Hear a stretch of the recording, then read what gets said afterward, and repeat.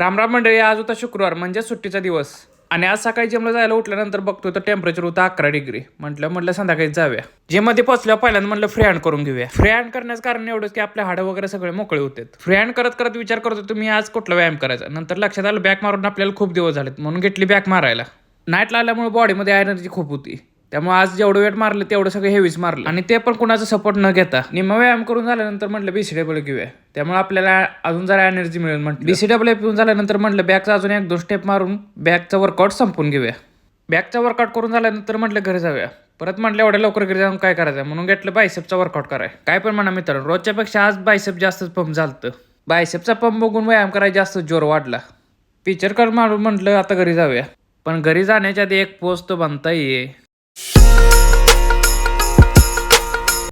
मित्रांनो, घरी येऊन बघतोय तर काय बायकोनं मस्तपैकी डाएट तयार करून ठेवले. तर हे होतं आपलं सोया पनीर आणि चपाती.